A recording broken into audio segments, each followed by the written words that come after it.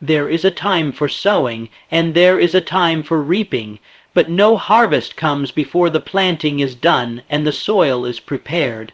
Many people walk through life frustrated, anxious, impatient, wondering why the door hasn't opened, why the opportunity hasn't arrived, why the dream hasn't materialized, and yet they fail to see what is true. The universe is not denying you.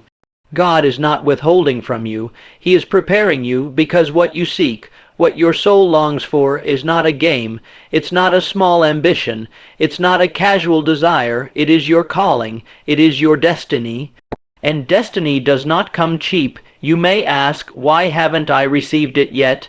And the answer is, because you are still being made ready.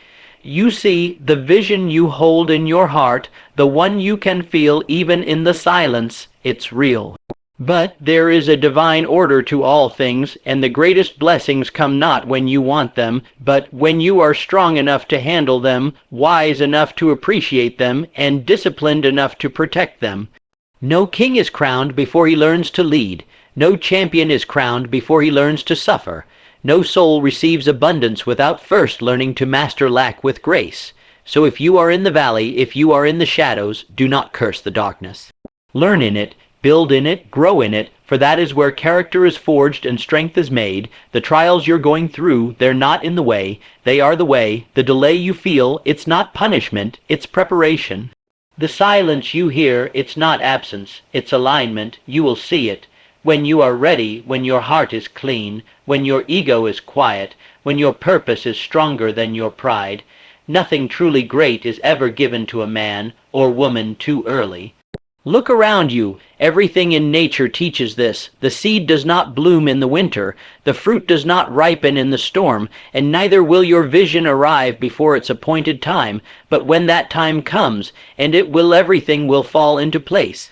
The people, the resources, the opportunities, it will all arrive like the turning of a great key, and you will look back and realize every trial was training, every delay was divine. The most dangerous thing that could happen is for you to receive what you're not prepared to handle.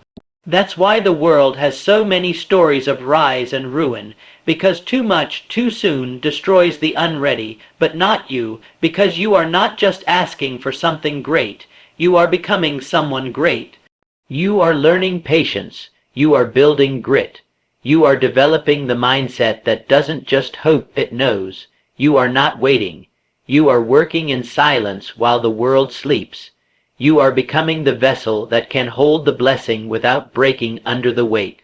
So hold the vision, keep the faith, strengthen your spirit, and when the time is right, and only then, you will see it, because God does not give diamonds to hands that have not been trained to carry them. You will see this when God knows you are ready. There is a law at work in the universe far more powerful than human will.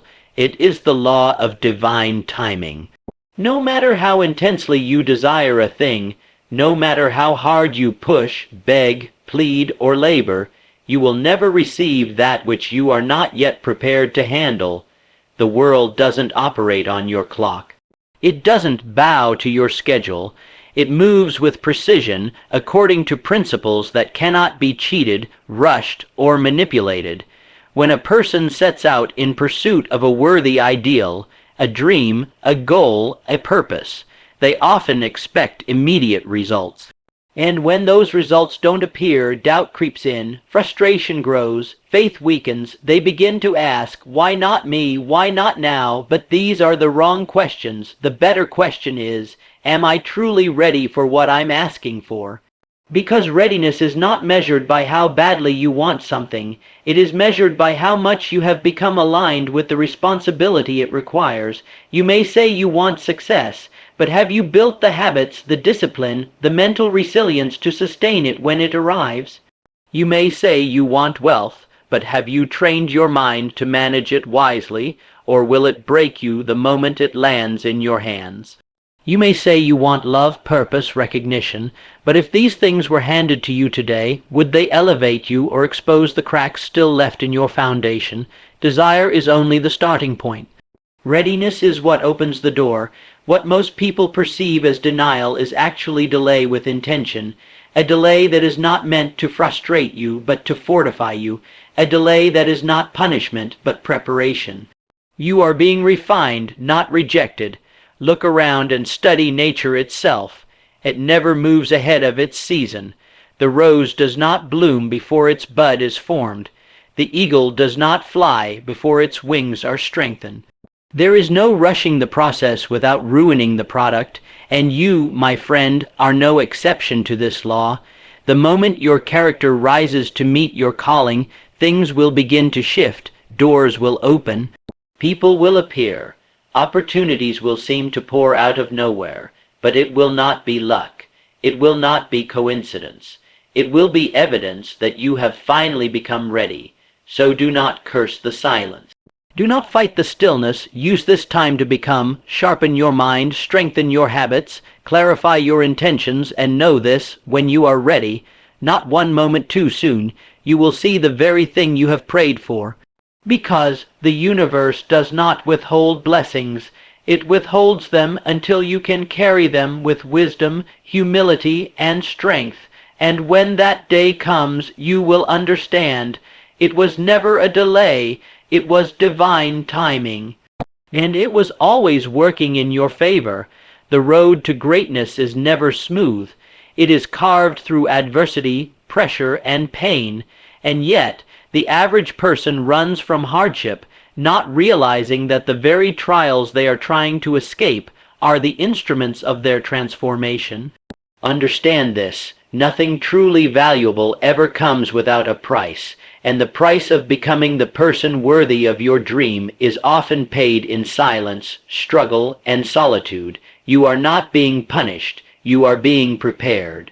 Life is not breaking you, it is building you. When you ask for strength, you are given resistance. When you ask for courage, you are given fear to conquer.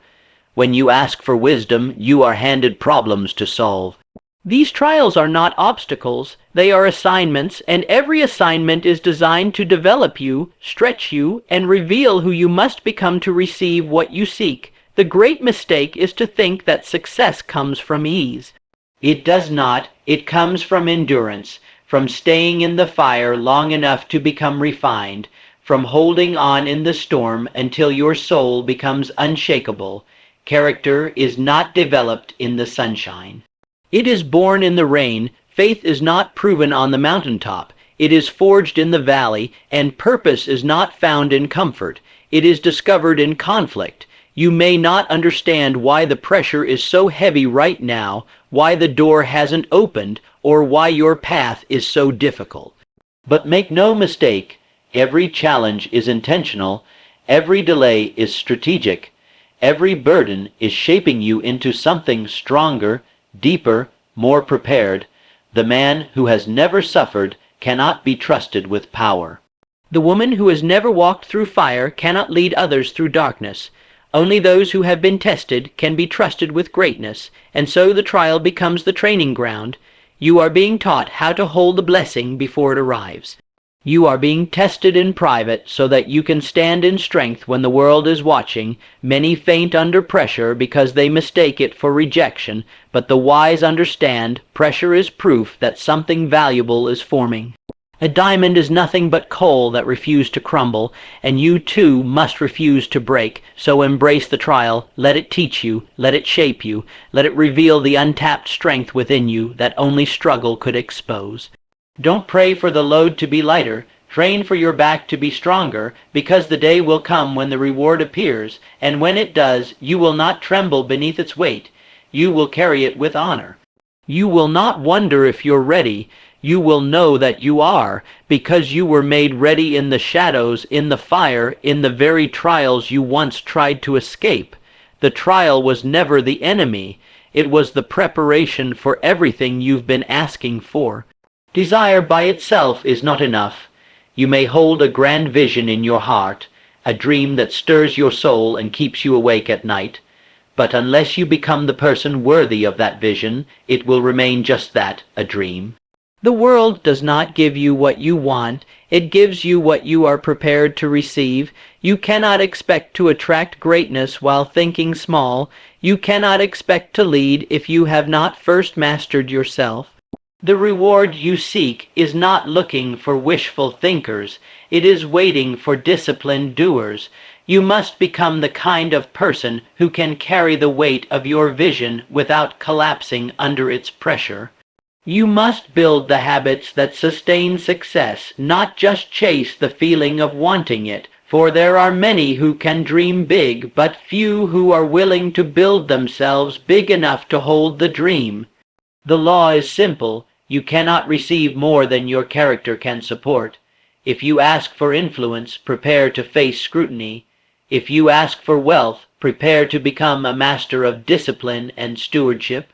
If you ask for love, become someone who can give it deeply, not just demand it selfishly. Every vision has a weight, and until you grow strong enough to carry that weight, it will not be delivered. That is not cruelty, that is mercy. Because a blessing received too early becomes a curse. You don't put a crown on a child. They will collapse under it. You don't hand a kingdom to the untrained. They will lose it. And you do not give spiritual, emotional, or material power to someone who has not first become responsible enough to handle it. And so, life begins its work on you, quietly, silently, in the background. It chisels away your ego, it exposes your weaknesses, it reveals your blind spots, not to shame you, but to shape you, not to discourage you, but to prepare you. You must evolve, you must rise above your excuses. You must shed the version of you that is addicted to comfort, distraction, and blame, and in its place construct a person of clarity, discipline, strength, and humility. Every single day, you are either moving closer to the version of yourself that can carry the vision, or you are drifting further from it, and you will know you are getting closer when your mindset shifts from I hope to I am becoming. So let the goal remain, but let the focus shift. Stop asking, when will it come, and start asking, who must I become to deserve it? Because once you become the person who can carry it, you won't have to chase the dream. It will come find you. It will be drawn to you by the law that governs all success. You must match the level of what you seek, or it will remain beyond your reach. There is a great deception that causes many to stumble, the belief that growth only happens in the spotlight.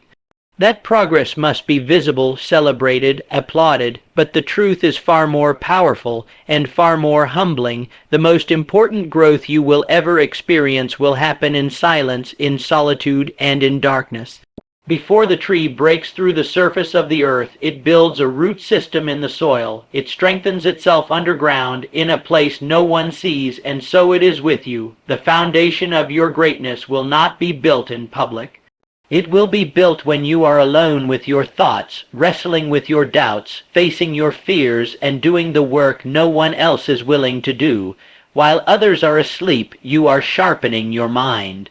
While others are distracted, you are developing discipline. While others are chasing attention, you are forging character. It is in the quiet hours, when no one is clapping, when no one is watching, when no one even knows your name, that you determine the strength of the person you are becoming. You must learn to honor the shadows, to love the process even when it's not producing immediate results, because it is in that season of obscurity where life prepares you for visibility. If you rush the process, you weaken the outcome. If you chase the light before you're ready, you'll be blinded by it. But if you stay patient, if you keep building, refining, and strengthening, then when the light finds you, you will not shrink. You will stand in it with power. You see, most people quit not because they aren't capable, but because they can't endure being unseen. They need applause to feel valuable. They need validation to feel alive. But champions are not built on applause. They are built on persistence without praise. Do not fear obscurity. Embrace it. It is where you will learn the lessons that fame cannot teach. It is where you will develop the strength that comfort cannot give. It is where you will become rooted so deeply that no storm will be able to uproot you later. And one day, when the time is right, the world will see what was happening all along behind the curtain. They will call you overnight success. They will marvel at your strength, your clarity, your presence, but they will never understand the lonely hours, the silent tears, the quiet decisions that forged you in the dark. You will know, you will remember. And you will carry the power of that memory with humility and strength, because true growth happens not when the world is watching, but when it is not. And if you can be faithful in the shadows, there is no limit to what you can achieve when the light finally finds you. One of the greatest dangers to a man's destiny is impatience, the restless urge to possess something before the time is right. It is not failure that ruins most dreams, but the desire to rush success, to skip the process, to leap before one has built the strength to land. There is a rhythm to achievement, a divine pace to progress. When you try to outrun it, when you chase results before building the foundation, you invite collapse. The building may look complete on the outside, but if the ground beneath it is weak, one tremor will bring the whole structure down. And so it is with your life. The blessing you seek is not a small thing. It carries weight. It demands strength, character, and vision. If it were handed to you before you were ready, it wouldn't elevate you, it would destroy you. The very thing meant to lift you would become the thing that breaks you. This is why life withholds it, for your protection, not your punishment. Impatience is a form of arrogance. It is the assumption that you know better than the process that governs success. It is the belief that you should already have what you have not yet earned. And that mindset will cheat you out of the very greatness you were meant to hold. Think of the farmer. He does not plant a seed and demand fruit the next day. He knows that growth takes time, that roots must form before the harvest appears. He waters, he waits, and he trusts that nature will deliver when the soil is ready. Can you do the same with your own life? Or will you dig up the seed every week to see if it's growing, only to find that your impatience has killed it? You must train yourself to honor the delay. Let time do its sacred work. Use the waiting season to sharpen your tools, deepen your discipline, and strengthen your spirit. Because when the opportunity finally arrives, and it will not wait for you to prepare. You must already be ready. There is a kind of peace that only comes to the patient, a knowing, a calm, a strength that cannot be shaken by the pace of the world or the speed of another man's progress. That peace is power, and it belongs to the one who has mastered the art of waiting with purpose. Do not be fooled by the illusion of speed. Many rise fast and fall faster. What matters is not how quickly you reach the top, but whether you can stay there when you arrive. So reject the need to rush. Reject the voices that say you're falling behind. You are not behind. You are becoming. You are preparing. You are building something that will last. And when the time is right, you won't have to force your way through the door. It will open because you will finally be ready to walk through it without breaking. A man without vision is like a ship without a compass, adrift, vulnerable, and at the mercy of every wind and wave. But even more dangerous is the man who has a vision, yet lacks the faith to hold it through the storm. You must understand, every great achievement begins as an idea, fragile, invisible, often ridiculed. The world cannot see what you see. It does not yet believe in what burns inside you, and if you allow their doubt, their noise, their disbelief to infect your thinking, you will abandon the very thing you were called to build. The process is not there to test your dream. It is there to test you. Will you remain faithful to the vision when nothing around you confirms its coming true? Will you keep showing up, building, refining, and working when no one is clapping, when no one understands, when the road grows longer than expected? Most people won't. They quit.